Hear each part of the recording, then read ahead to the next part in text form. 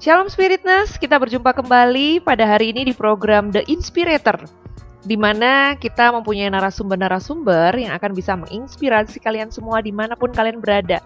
Dan satu hal yang hari ini kita lagi, kalau tadi semenjak off air ya, kita sudah cerita banyak sebenarnya ya. Jadi sempat ngomong tadi, aduh sayang banget ya Oliver ya, kita seharusnya masukin ini. Cuman siaran kita pada hari ini, kita bertemu dengan seorang yang luar biasa, namanya Joy Manik. Halo Kak Joy. Halo semuanya, halo. Shalom. Hari ini Justin bersama dengan Oliver, kita juga ada narasumber Joy Manik. Mungkin dari Spiritness semuanya, kalian bisa mengikuti acara kita selama 1 jam ke depan.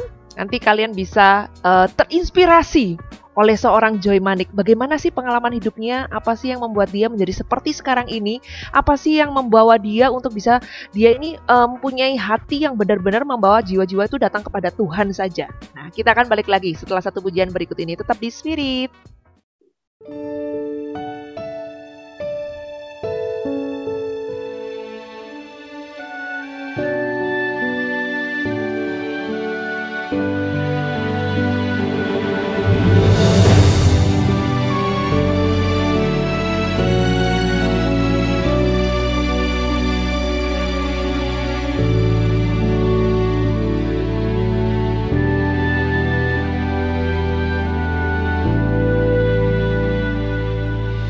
Lebih dalamku mengenalmu,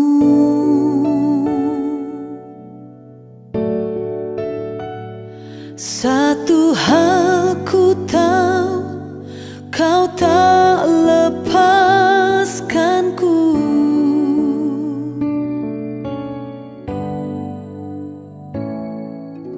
Kasihmu mengejar langkahku,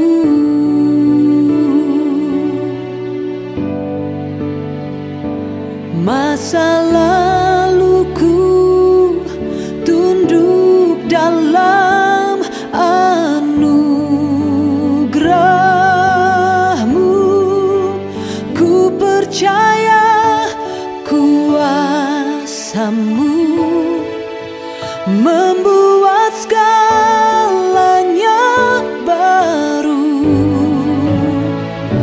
Ku tinggalkan semua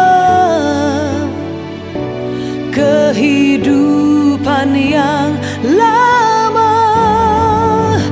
Ku percaya kehendak-Mu yang memurnikan hatiku, menjadikanku baru sesuai dengan kehendak-Mu.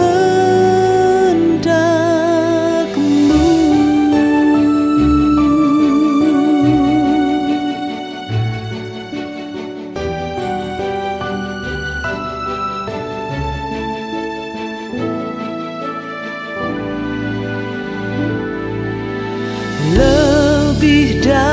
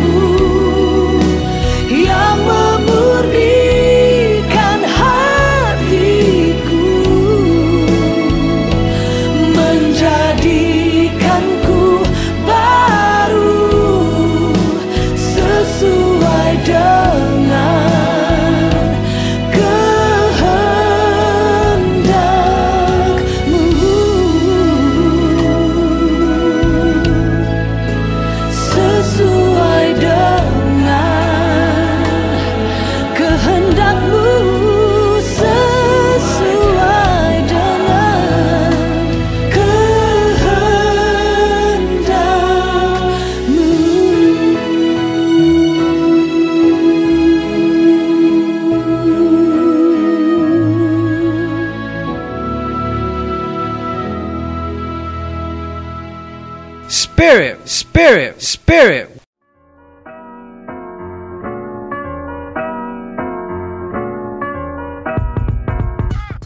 Yes, balik lagi di The Inspirator bersama dengan Justin, Oliver, dan narasumber kita hari ini adalah Joy Manik. Kak Joy, kalau tadi kita sempat bincang ya, sebenarnya pengalaman dari yang dulu ya, awal-awal masa kecil dulu, itu sebenarnya pertama kali terima Tuhan, itu Kak Joy duluan, atau memang dari keluarga, sudah dari keluarga Kristen Kak Joy? Oke. Kalau pertanyaannya dari terima Tuhannya, jadi gini, mungkin ini juga jadi beberapa pergumulan ya anak-anak muda sekarang ya. Jadi aku tuh lahir dari keluarga Kristen. Bukan cuma keluarga Kristen tapi juga orang tua yang cukup aktif. Jadi papaku tuh dulu berkali-kali ya jadi ketua panitia pembangunan gereja. Mamiku tuh majelis gereja di Bandung. Oh. Di majelis gereja. Jadi kita memang betul-betul dibesarkan dalam tradisi Kristen yang ya luar biasa lah ya kalian tahu lah ya, setiap tahun ada apa, setiap minggu ada apa, ya saya dibesarkan di sana. Dan tradisi itulah yang justru jadi dalam tanda kutip ya kalau aku evaluasi ya, jadi penghalang aku juga untuk ngelihat Yesus gitu. Karena aku dulu berpikirnya justru ini hanya one of the religion gitu, satu dari sekian banyak agama yang buatku ya masing-masing punya agama ya. Jadi kayak ya lu lahir di mana, keluarga apa gitu ya, papa mama lu agamanya A ya anaknya A, papa mama lu keluarga. Jadi aku dulu berpikirnya as simple as that sih. Jadi kalau tadi ditanya terima Tuhannya, kalau aku menduga ya dalam tanda kutip, karena kan kita nggak tahu kapan yang pastinya ya, tapi aku sendiri merayakan kelahiran baruku di dalam Yesus tuh kurang lebih tahun 99-an. Nah, itu ya pertama kali kayak lihat Jesus is so amazing, terus kemudian ada kerinduan untuk cari tahu siapa Yesus dan lain sebagainya. Tapi itu tadi ya, itu tuh cuma awal yang kemudian jatuh bangunnya banyak banget sih. Itu yang tambah luar biasanya setelah itu justru nggak semakin baik gitu, malah jadi kayak pressure, tau gak sih? Jadi kayak semakin banyak tahu malah semakin merasa diikat gitu.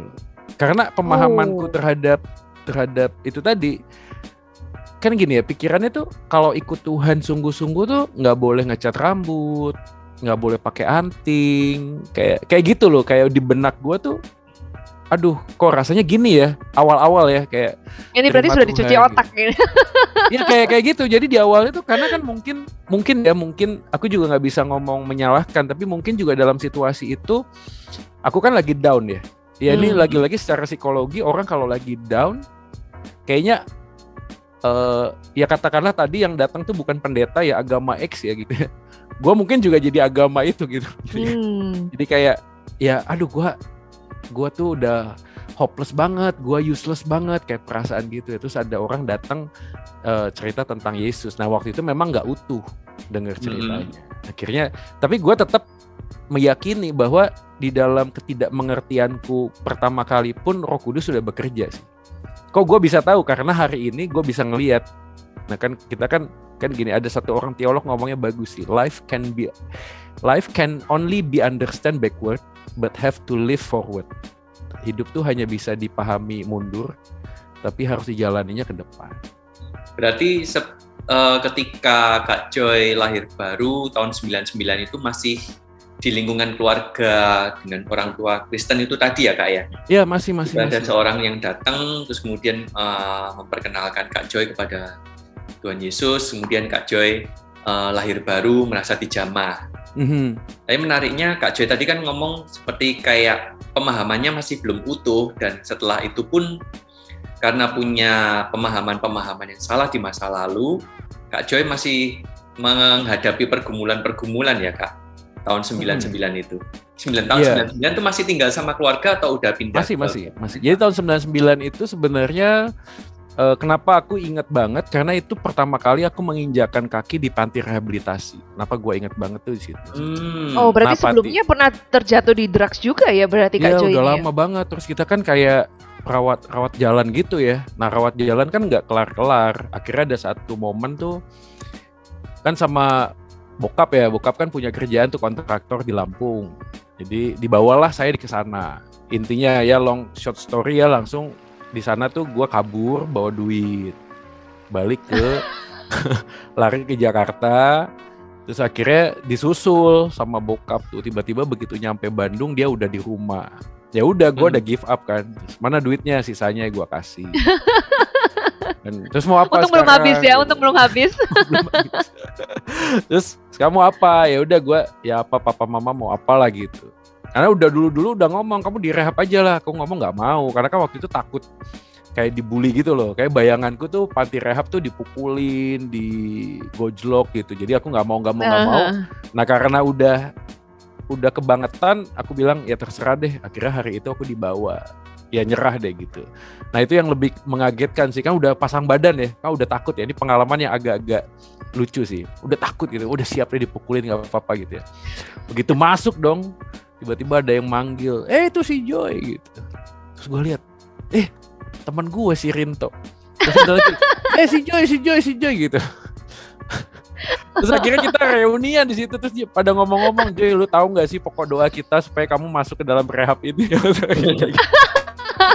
Loh, tapi sebenarnya Kak Joy itu waktu mau masuk itu memang inisiatif pribadi, ada nggak sih inisiatif pribadi tuh aku pingin berubah deh, aku pingin stop ini. Pengen sih, gini loh, maksudnya gue yakin sih semua, ya mungkin teman-teman pemuda yang hari ini kayak kecanduan apapun ya, you name it lah ya, pornografi lah, drugs atau rokok lah. To be honest ya, kita tuh pengen berhenti. Cuma masalahnya kita nggak punya kekuatan, kemampuan untuk berhenti gitu loh. Jadi aku kayak kalau ditanya, keterikat gitu ya. Iya, udah capek gitu loh, capek banget. Tiap hari tuh cuma mikirin bokul barang, pakai, kayak capek ya. Kayak nggak ada hidup yang lain apa.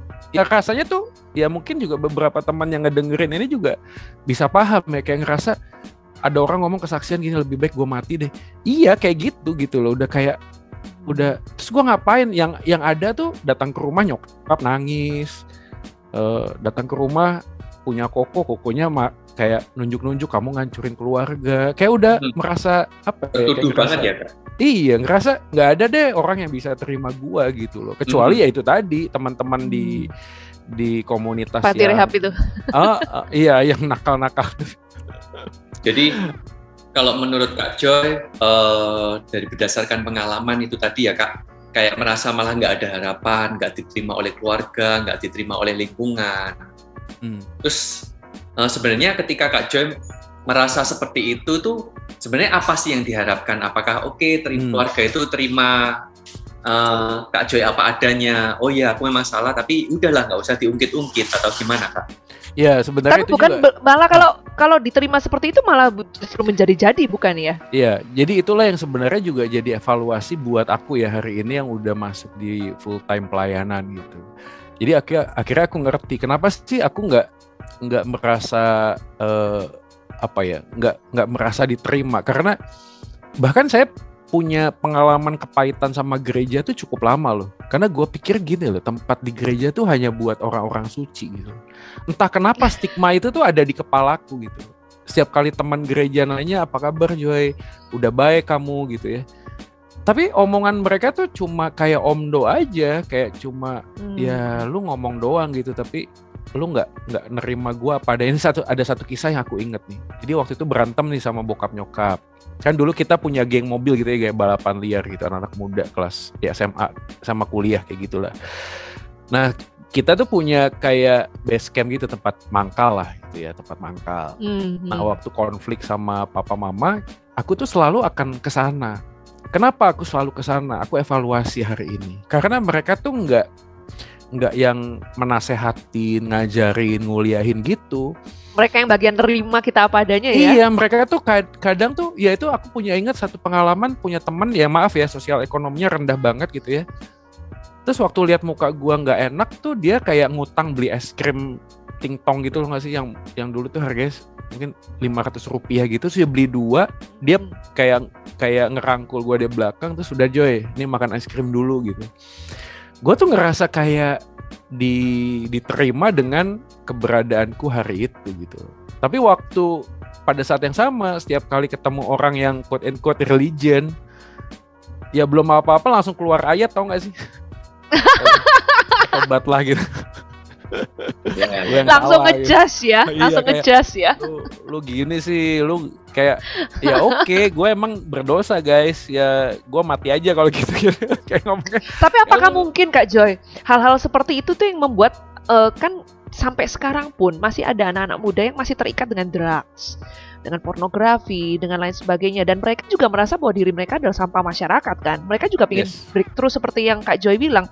Apakah mungkin karena mereka merasa tidak diterima itu yang membuat mereka itu aku terus deh lakukan ini gitu?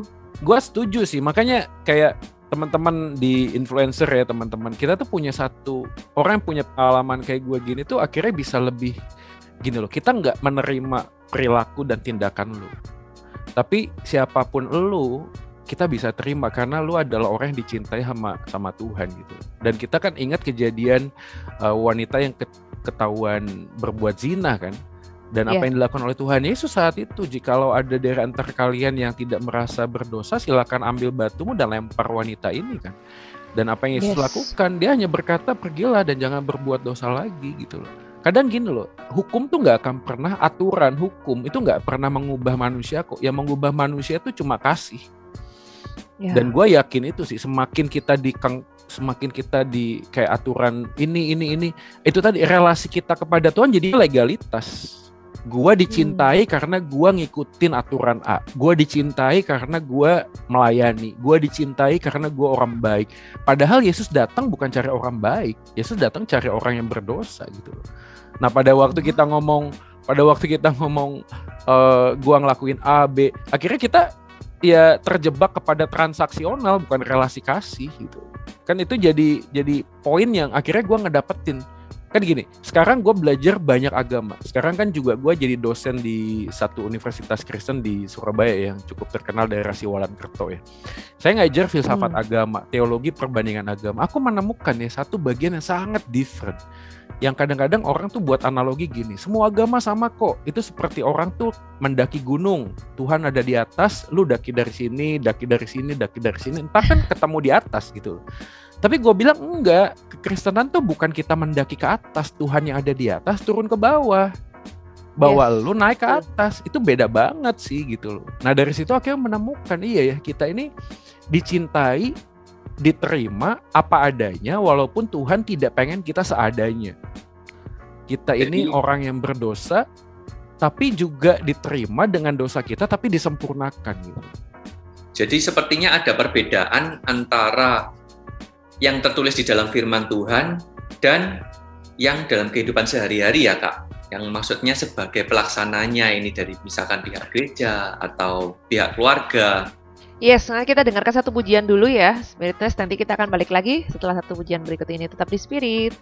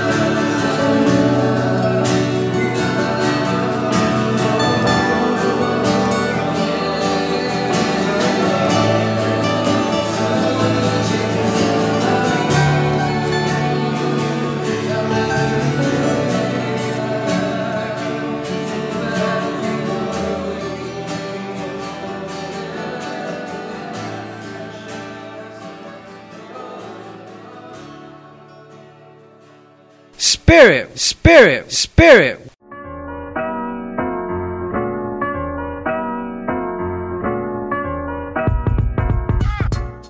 Balik lagi di program The Inspirator bersama dengan Justin, Oliver, dan hari ini kita ditemani oleh Kak Joy Manik.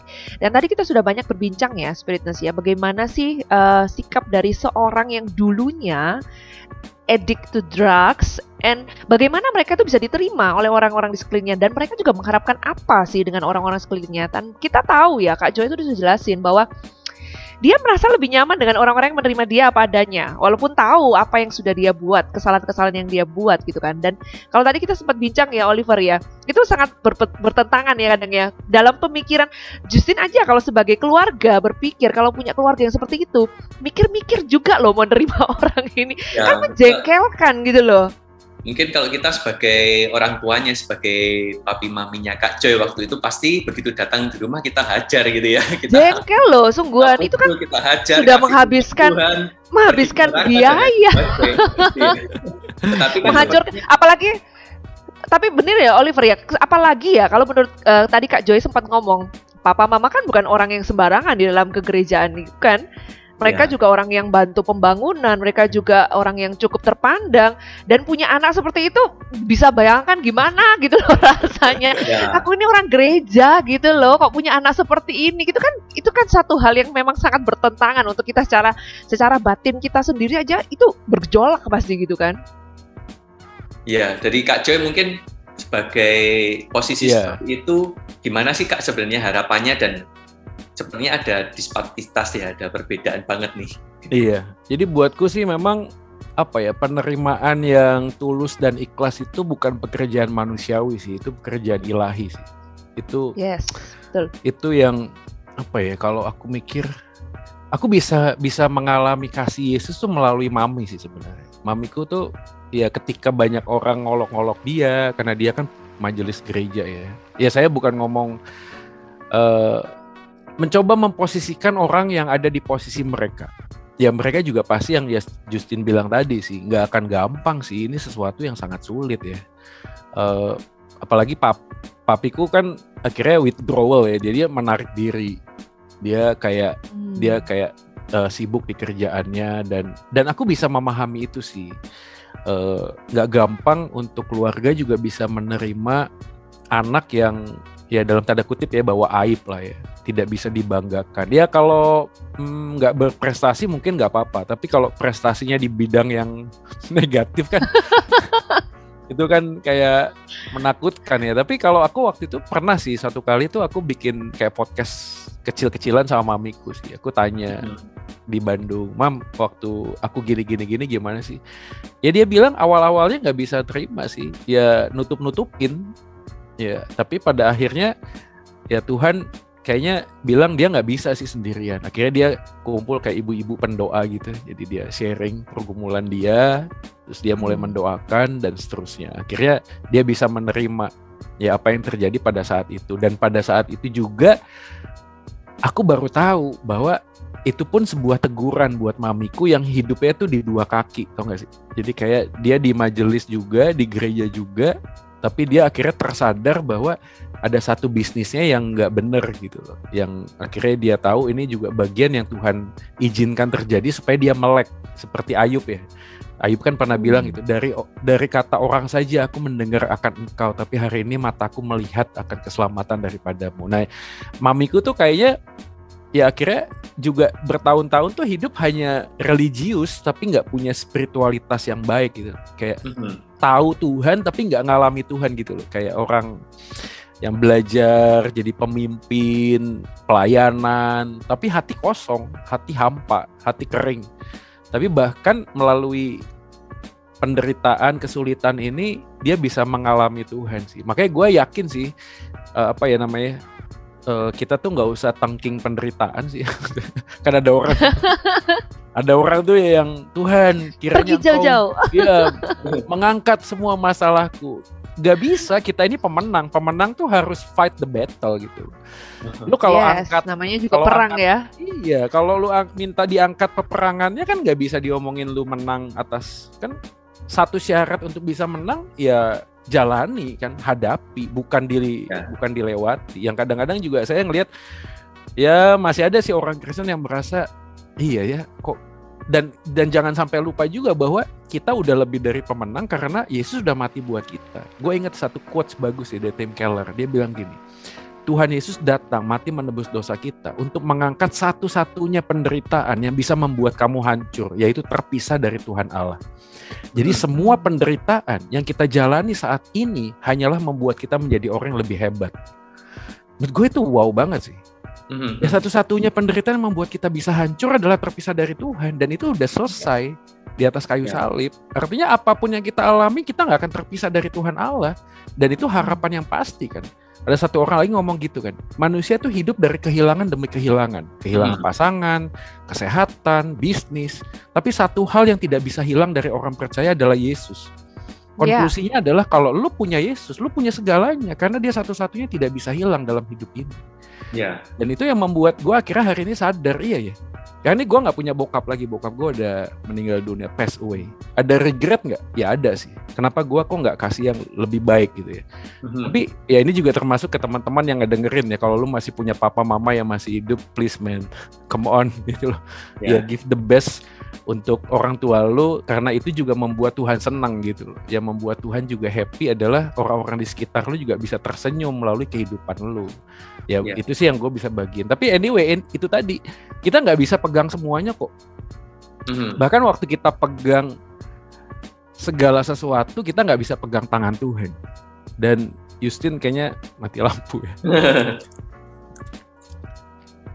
Ya Kak, nggak apa-apa, lanjut aja Kak. Oke. Ya, jadi kalau saya mau menyampaikan tadi pertanyaan penerimaan itu, aku yakin sih memang kuncinya adalah kita di dalam kasih karunia Tuhan sih, karena sangat sulit sih menerima orang yang kayak bawa aib ya, bikin malu keluarga gitu. Tapi kita juga nggak punya, kita juga bukan jadi alasan kita tuh kayak let go gitu loh, kayak gue nggak mau ngakuin lagi, nggak bisa sih, karena justru kita bisa mengalami pengampunan itu kalau kita diterima dulu. Selama kita nggak diterima, kita akan sulit sih menerima pengampunan. Jadi pada masa itu kan nggak merasa tidak diterima itu, apakah Kakak kayak kepingin ya udahlah toh aku nggak diterima, aku nggak gitu. Ya, jadi itu terjadi di panti rehab yang keempat apa yang kelima ya, aku ingat banget sih. Aku ngerasa ya itu kayak apa ya, kayak revival aku yang kesekian, yang nggak tahu, udah lupa banyak banget soalnya. Jadi waktu itu aku ngerasa aku dibuang.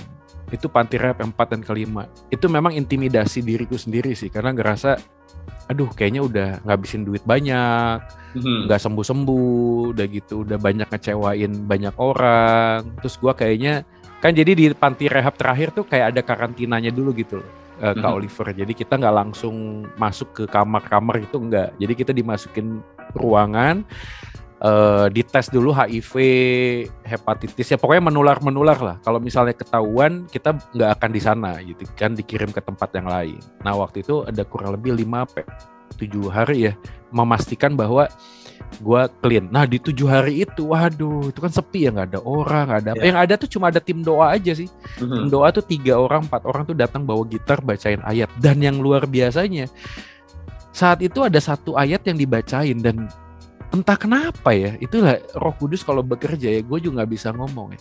Itu ayat udah berkali-kali aku denger, Yohanes 3:16, karena begitu besar kasih Allah kan dunia ini sehingga Ia mengaruniakan anak yang tunggal sehingga percaya tidak binasa melainkan beroleh hidup yang kekal. Itu ayat ya, dari sejak gue di kandungan nyokap kayaknya udah denger deh ayat itu.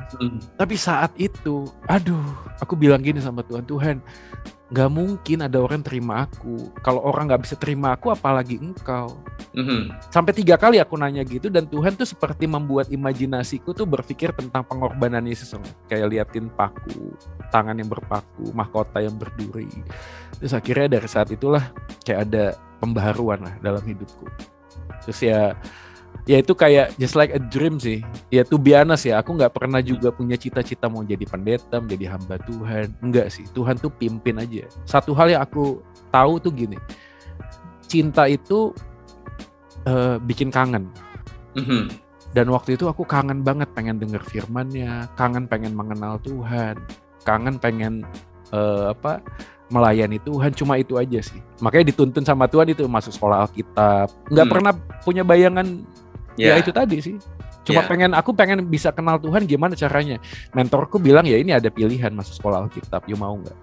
Ya, jadi awalnya dari merasa tidak diterima, kemudian kok bisa tiba-tiba ada satu titik balik, tiba-tiba oh iya ya ternyata mereka ini juga sayang sama aku. Itu gimana Kak?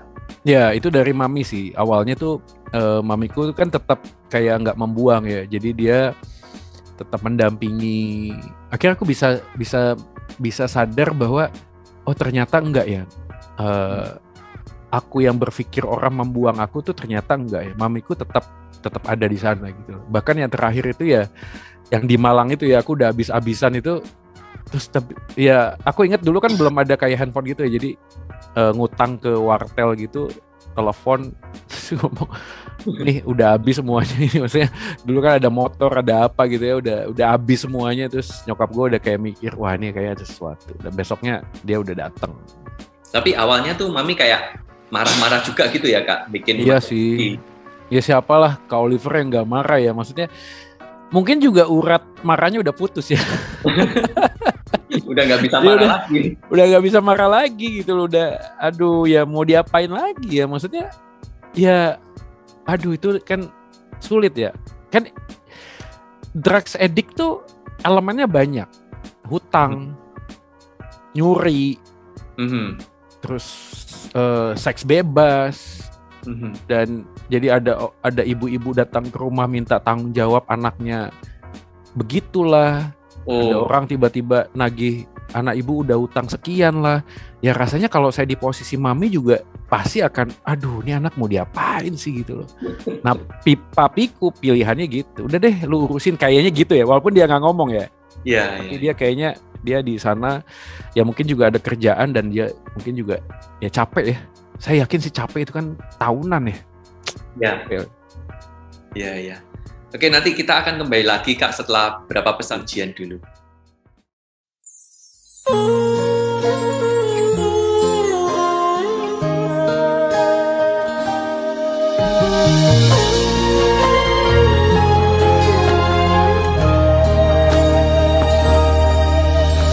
Hanya Kau Tuhan, kekuatanku, tempat perlindunganku.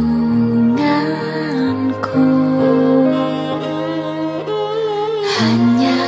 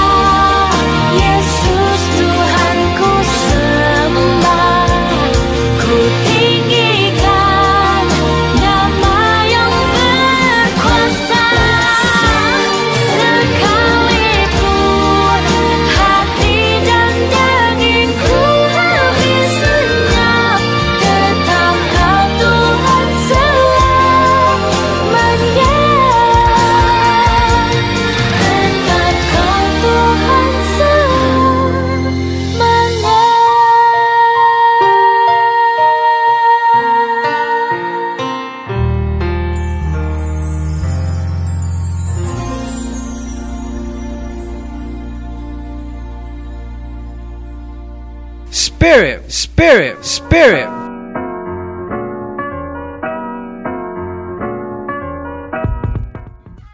Oke, balik lagi bersama dengan Justin, Oliver, dan juga narasumber kita yang luar biasa, Joy Manik di The Inspirator.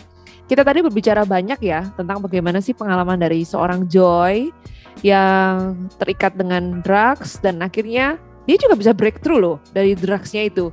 Dan problemnya yang sampai saat ini akhirnya itu menjadi satu pengalaman yang hidup untuk dibagikan, menjadi satu kesaksian yang hidup buat semua orang, terutama buat anak-anak muda yang mungkin sekarang juga mereka lagi ada keterikatan dengan drugs. Dan ini cocok banget buat spiritness semuanya kalau kalian mungkin punya teman, punya saudara, punya keluarga, atau mungkin saudara sendiri yang juga terikat dengan drugs. Kalian bisa belajar satu hal dari seorang Joy Manik. Bagaimana sih sebenarnya pribadi dari seorang yang keterikatan dengan drugs ini? Dan kalian bisa akhirnya memahami, oh ternyata orang-orang seperti ini yang dibutuhkan tuh ini, yang mereka ingin merasa ini. Diterima, nggak pengen kayak dituduh. Betul. Kalau dari seorang Joy Manik, sebelumnya kan di Bandung, terus menuju ke Surabaya, itu ada ceritanya juga nggak sih? Jadi memang seperti waktu di di offline ya, sebelumnya saya udah singgung juga sih. Jadi memang ya, to be honest, saya nggak begitu suka Jawa Timur itu, minta maaf ya Surabaya ya. karena memang yang pertama panas ya memang. Iya, udah gitu kan ini cukup metropolis ya. Bedanya tuh kalau Bandung tuh, tapi lagi-lagi ya, memang Bandung dulu sama Bandung sekarang juga beda banget sih.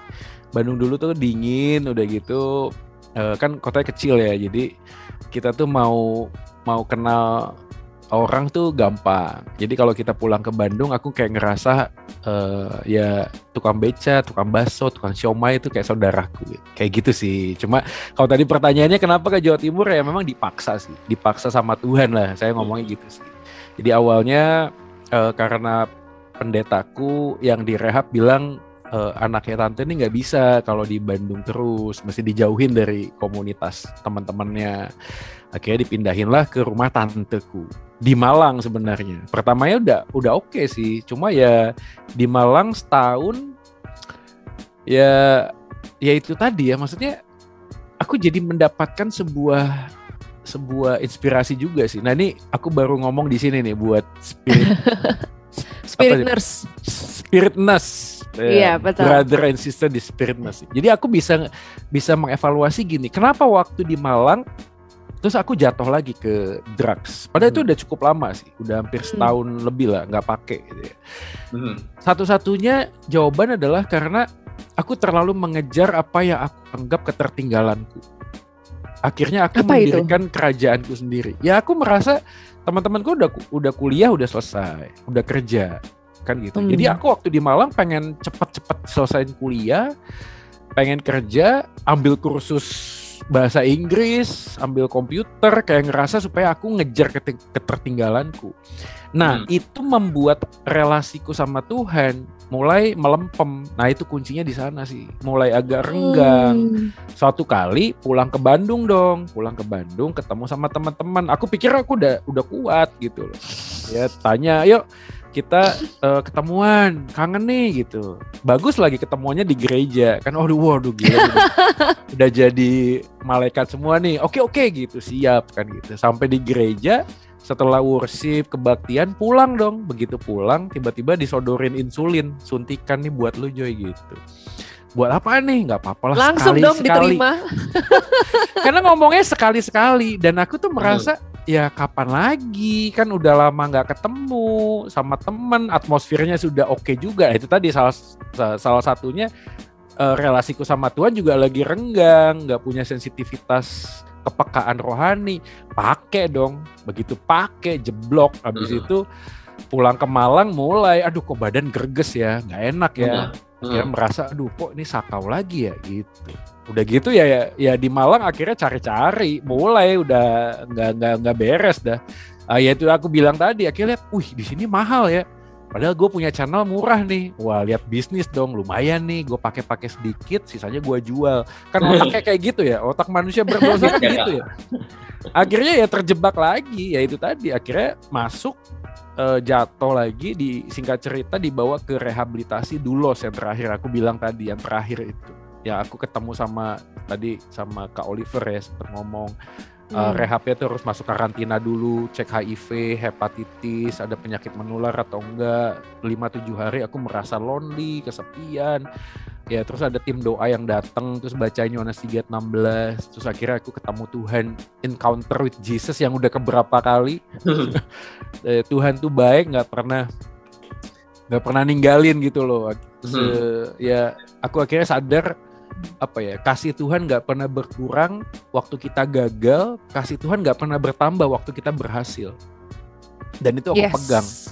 Aku lihat, wah iya ya, Tuhan tuh di titik paling bawah hidupku tuh dia juga ada di sana gitu loh. Mazmur 119 itu kan, kemanakah kalau aku pergi ke gunung, di situ engkau ada, aku pergi sana, di situ pun engkau ada. Dan buat teman-teman pemuda yang hari ini ngedengerin siaran ini juga, ya mungkin lu merasa lagi kotor, najis, kayak jauh banget dari Tuhan.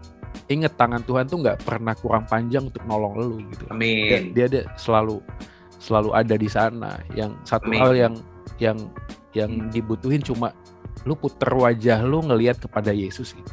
Karena kadang-kadang waktu kita ngelihat situasi, kita ngerasa kita ditinggalin. Makanya kan Alkitab ngomong we live by faith kan, not by sight. Kita ngelihat, kita hidup tuh dengan percaya, bukan karena melihat.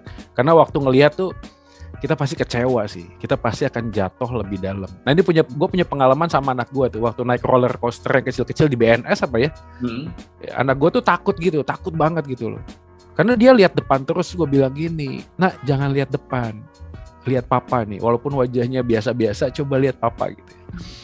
Gak lama kemudian tuh anakku berubah, dia bisa menikmati. Nah dari situ waktu turun aku belajar ya, kenapa sih hidup kita tuh selalu merasa gak cukup, selalu merasa tertekan, karena kita ngelihatnya tuh dunia gitu.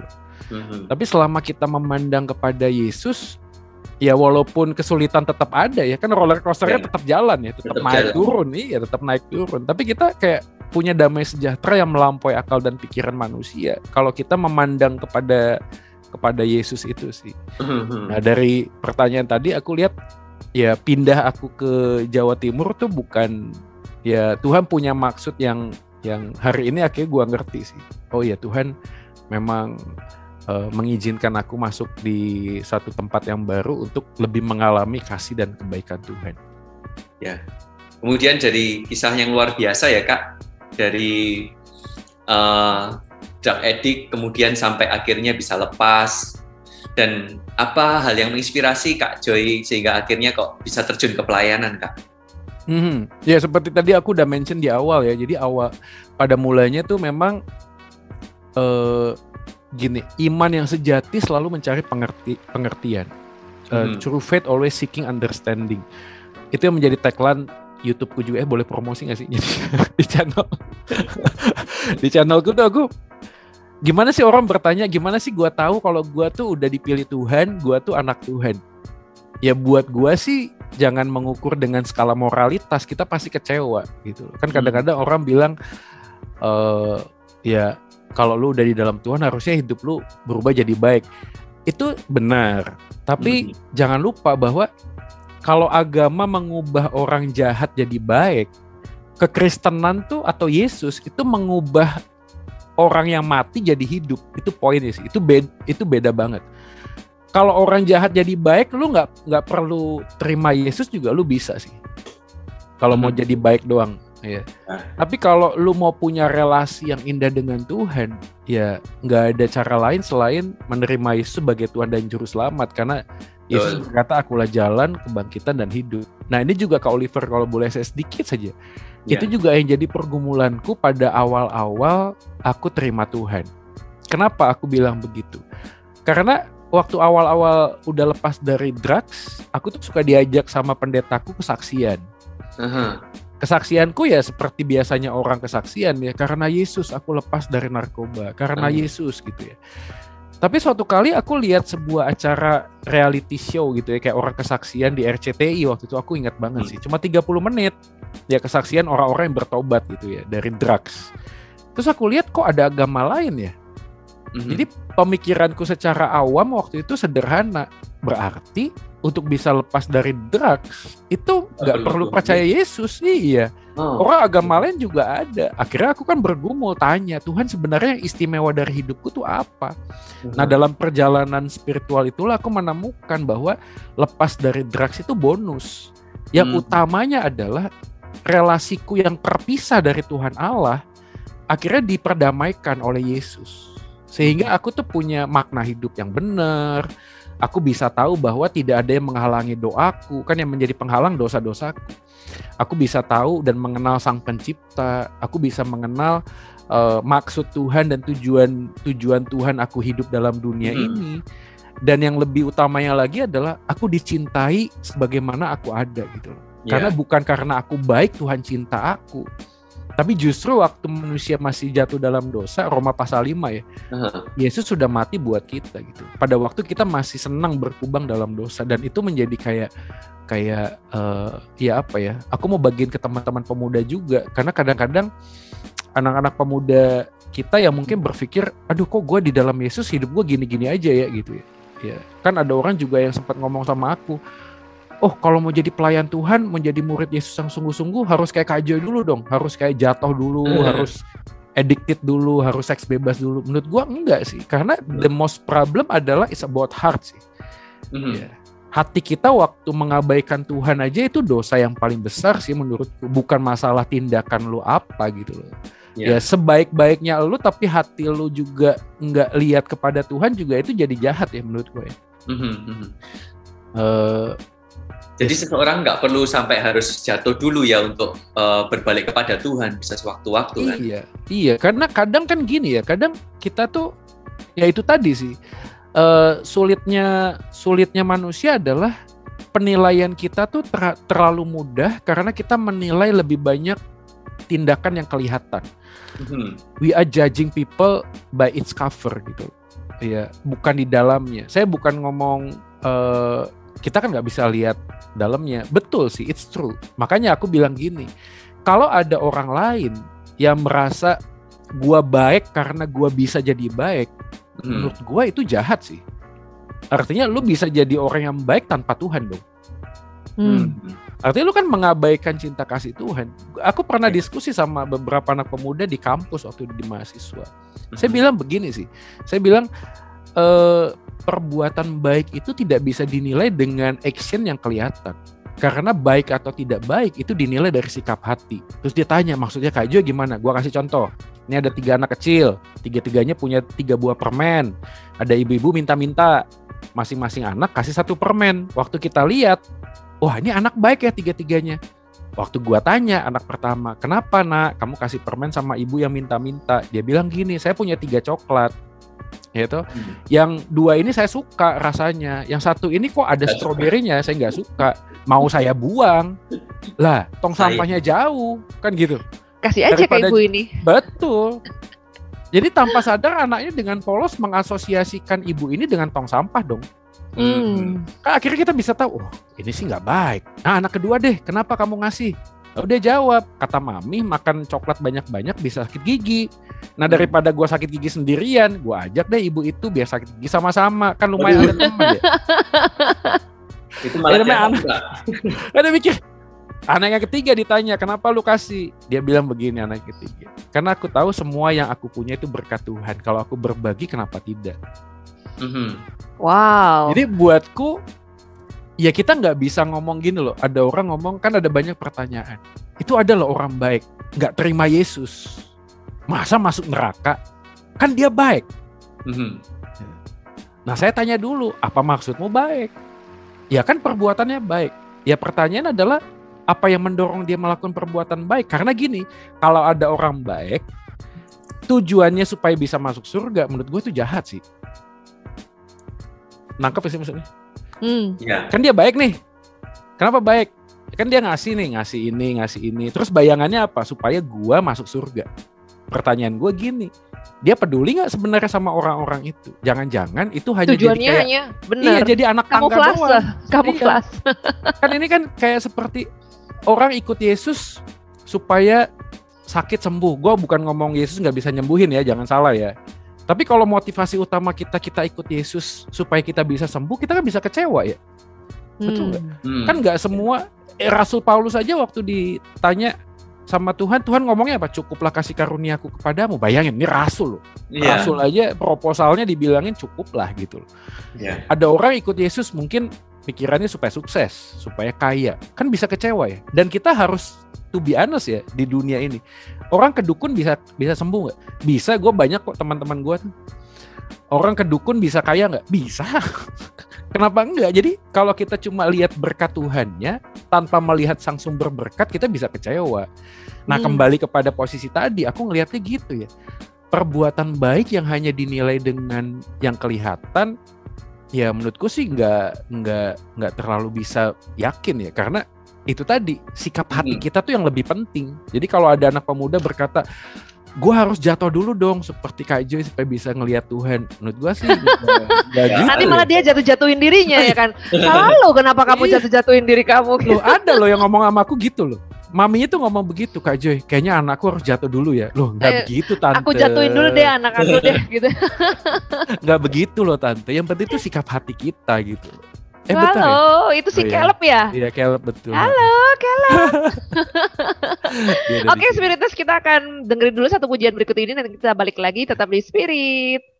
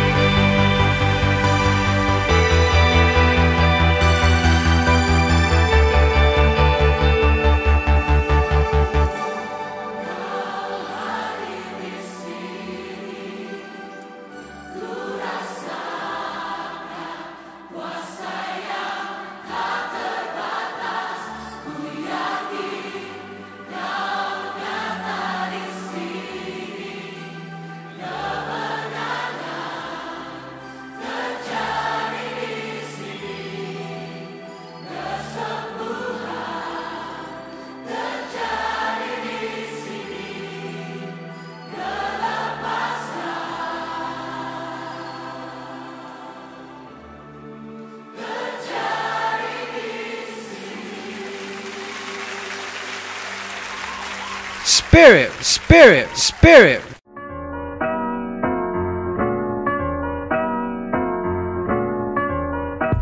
Balik lagi di The Inspirator. Wah, tidak terasa ya. Sudah ternyata pembicaraan kita panjang dan kelihatannya singkat sih, tapi ternyata kalau jam itu berputarnya lebih cepat. Dan satu hal yang kita pelajari dari seorang Kak Joy itu bagaimana luar biasanya dia bisa breakthrough dari semua yang sudah dia hadapi. Mungkin dari teman-temannya, dari keadaannya dia, dan juga bahkan Kak Joy kan sekarang ini full time ya. Yes. Bener ya?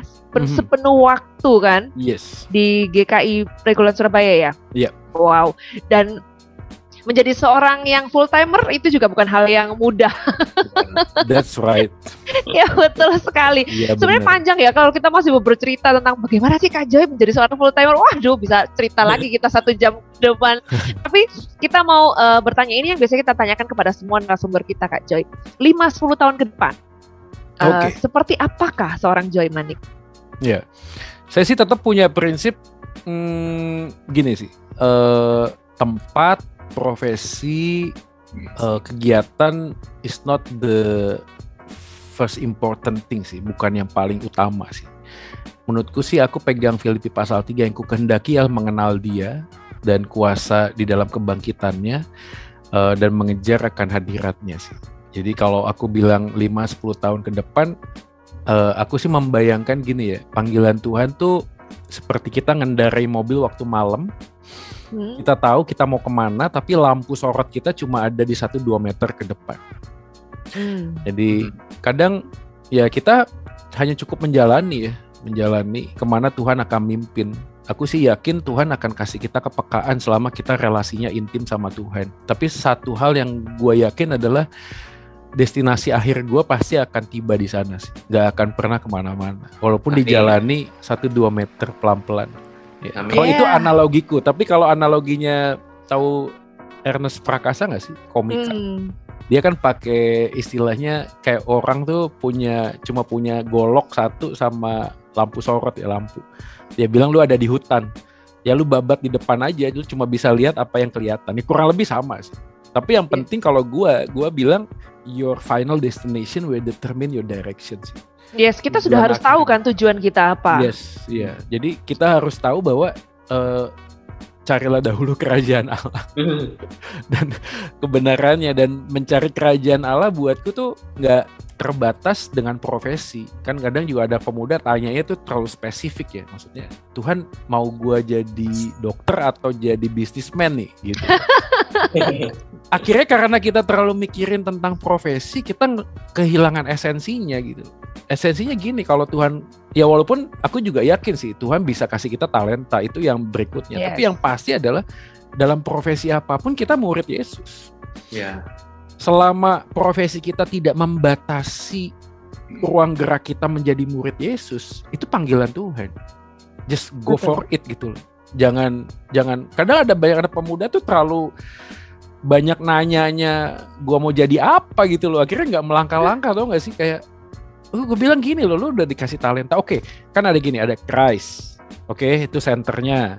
Kalau ada yang tanya ya, yang kedua ada callingnya apa sih, kita dipanggil as simple as gini loh, to be the son of God and to do the will of God, menjadi anak Tuhan dan melakukan kehendak Tuhan, itu calling kita.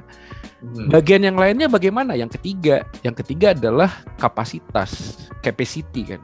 Nah kita tanya, gue dilahirin di mana nih, keluarga apa? Kan pasti berkaitan dengan tingkat pendidikan, misalnya gue dipercaya di kuliah, ya mungkin SPP-nya 30 juta sebulan kali gue. Ya itu kan opportunity kan, nggak banyak orang punya kesempatan itu. Tapi ingat, setiap kapasitas ada konsekuensi, C yang berikutnya. Ya, konsekuensi ini selalu berkaitan dengan yang berikutnya, community. Apakah lu berdampak seperti yang kita bilang tadi, love the Lord your God and love your neighbor. Kalau lu cinta Tuhan, apa yang dipercaya sama Tuhan tuh pasti harus berdampak sama komunitas lu. Nah, termasuk nih yang pacaran-pacaran. Ingat, jangan sampai punya prinsip kalau gua pacaran dunia milik berdua, yang lain kontrak gitu. Oh, ini sudah masuk ke pesan-pesan ini untuk orang-orang muda di luar sana ini ya. Ini mumpung keingetan, karena kadang-kadang orang Kristen tuh berpikir kalau udah pacaran tuh berdua aja. Enggak, kalian tuh tetap etalasenya Tuhan. Kalian kalau pacaran tetap jadi saksi Yesus, identitas itu tuh nggak bisa hilang. Iya, jangan lu harusnya itu nggak lihat. Bener, dan bahkan lu kalau lagi berdua harusnya lebih efektif dong jadi saksi Tuhan gitu loh. Tapi kan kadang banyak anak pemuda merasa kalau udah berdua ya sahabatnya ditinggalin, tau gak sih? Yes, itu betul. Kayak, aduh sorry ya, gue sama ini doi gue nomor 1. Buat gue ya bukan ngomong nyalahin juga ya, tapi gini loh, selama lu nggak cinta Tuhan lebih daripada cinta pasangan lu tuh jadi Tuhan lu. Ya, betul sekali. Betul nggak? Yes. Tanpa sadar kita jadi posesif sendiri, kita takut kehilangan dia. Buat gue, kalau lu cinta Tuhan, lu yakin lah Tuhan pasti kasih yang terbaik lah. Ya. Lu pegang sekuat apapun, Tuhan bilang no, dia nggak akan sama lu kok. Tapi selama Tuhan bilang yes, banyak orang mau misahin lu nggak akan kepisah kok. Lu bakal terus bersama dengan dia gitu. So don't be worry gitu loh. Jadi itu tadi ada komunitas. Jadi Christ itu senternya, callingnya udah jelas tadi. Calling ada capacity ada consequences yang terakhir ada community. Ya, komunitas. Waduh. Lu harus ya lu punya, katakanlah lu dokter, lu businessman, ya lu harus jadi berkat dong buat orang lain gitu loh. Ya, jadi buat gue profesi nggak terlalu penting sih. Tapi ini by the way gini ya, kita ngomong skala normal ya. Kalau udah masuk ke yang agak-agak, misalnya contoh ya, jadi trader gimana Kak? Ya buat gue agak sulit. Kenapa? Karena lu harus kayak every minute. Gue punya temen yang begitu gitu loh. Akhirnya itu tadi kebaktian aja. Ini kalau marketnya saham oke lah, Jumat tutup kan ya. Kalau lu main kripto, ini sekarang mainnya kripto anak-anak muda. 7 kali 24 jam loh, melek terus dia. Belum meta. Lah iya, belum yang begitu tuh. Udah NFT apa segala macam. Buat gue, atau misalnya ya ini sekali lagi ya, ini debatable di pabrik rokok misalnya gitu. Ya kita bisa ngobrol sih panjang lebar tentang itu. Tapi anyway buat gue, profesi itu apapun dan dimanapun Tuhan pimpin lu, ya jalan aja one step by step gitu loh. Yang pasti relasi lu sama Yesus tetap dekat, ada kepekaan, dan dimanapun Tuhan tempatkan lu tetap jadi saksi Yesus, jadi murid Yesus yang memuridkan orang lain. Ini pertanyaannya cuma 5-10 tahun ke depan. Bener. Jadi panjang ya.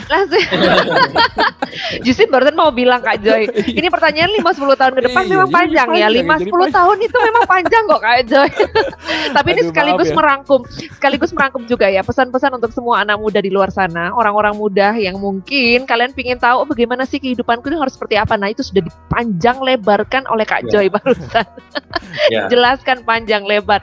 Dan kita juga mau ya kalau hari-hari kita itu bisa mencerminkan Kristus dalam kehidupan kita, benar ya Oliver ya? Ya betul, kita juga dapat masukan nih kalau misalkan kita punya teman-teman yang addicted, bagaimana kita mesti menerima mereka. Yes. Supaya mereka tidak merasa tertolak gitu kan.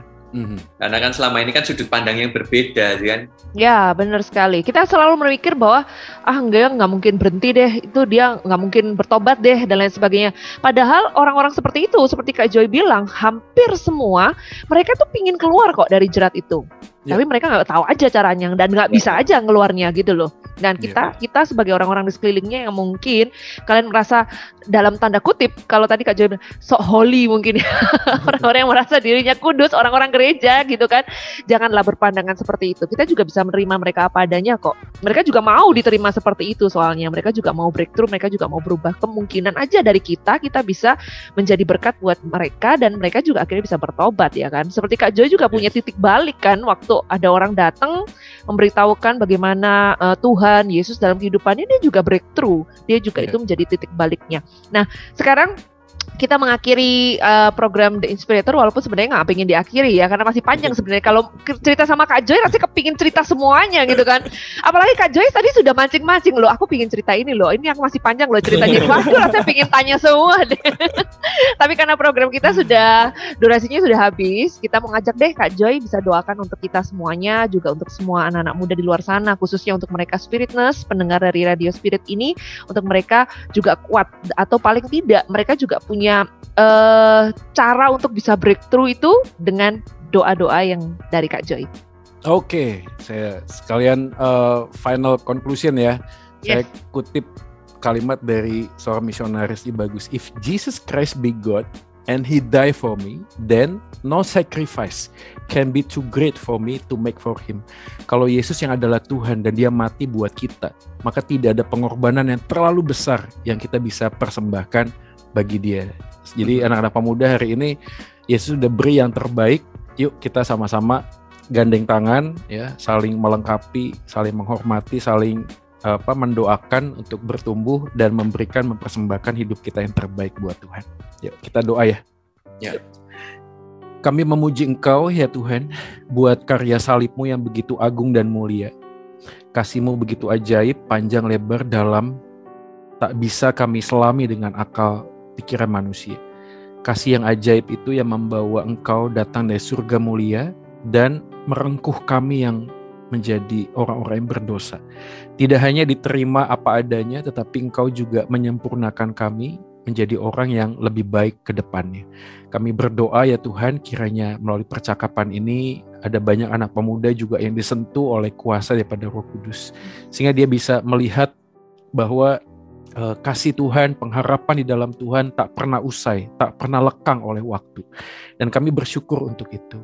Dan hamba berdoa kiranya siapapun yang mendengarkan siaran ini, Tuhan Engkau bangkitkan semangat mereka yang mungkin sedang lesu. Tuhan juga yang memeluk mereka yang mungkin sedang merasa banyak kesalahan dan dosa. Tuhan juga yang memberikan kemampuan untuk mereka mengampuni, entah itu orang tua mereka, mantan mereka, sahabat mereka yang pernah melukai mereka. Tuhan, tolonglah Tuhan supaya kasih pengampunan yang daripada Tuhan itu nyata di dalam kehidupan kami. Karena kami yakin masa depan kami cerah di dalam Engkau. Rancangan-Mu selalu damai sejahtera, bukanlah kecelakaan. Namun satu hal yang Engkau ingin, kami meresponi panggilan-Mu dengan kasih yang tulus dan rindu untuk semakin mengenal Engkau. Maka hamba berdoa kiranya anak-anak pemuda-Mu boleh berdiri di dalam kebenaran Tuhan, memandang salib Kristus di atas bukit Kalvari, dan melihat bahwa setiap masa-masa kehidupan yang mereka jalani, mereka menemukan cinta kasih Yesus yang tidak pernah berhenti untuk kami. Segala puji, hormat, dan syukur bagi Engkau ya Tuhan. Kami juga berdoa buat Kak Oliver dan Kak Justin yang sudah jadi berkat. Tuhan tambah-tambahkan hikmat-Mu, berkat-Mu atas kedua rekan kami ini. Dan melalui radio ini pun nama Tuhan dimuliakan. Terima kasih Tuhan, segala puji, hormat, syukur hanya bagi Engkau. Di dalam nama Yesus Tuhan kami, Tuhan dan Juru Selamat manusia satu-satunya, Gembala kami yang baik, kami sudah berdoa dan memohon. Amin. Amin. Wow, luar biasa. Terima kasih buat Kak Joy. Thank you yang semuanya. Sudah hari ini sharing, berbagi sesuatu yang inspirasi untuk Spiritness semuanya, juga untuk Justin dan juga untuk Oliver ya. Kita sangat-sangat terberkati oleh semua sharing-sharing dari Kak Joy. Thank you juga buat Oliver, thank you juga buat semua Spiritness yang sudah mendengarkan kita. Akhir kata kita mau ucapin, keep the spirit, keep the fire, and God bless you all. Tuhan Yesus memberkati. Tuhan berkati.